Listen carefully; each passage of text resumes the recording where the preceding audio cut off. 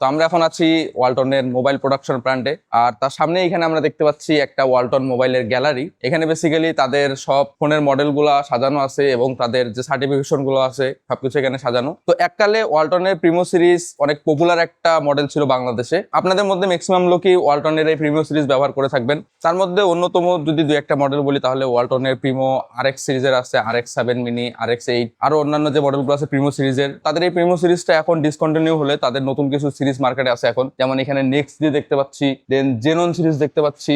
এই সিরিজগুলো হচ্ছে তাদের নতুন একটা লাইন আপ। তাদের ফিচার ফোনগুলো যেগুলো মার্কেটে আছে এখন প্রত্যেকটা ফোনের এখানে একটা করে স্যাম্পল দেওয়া আছে।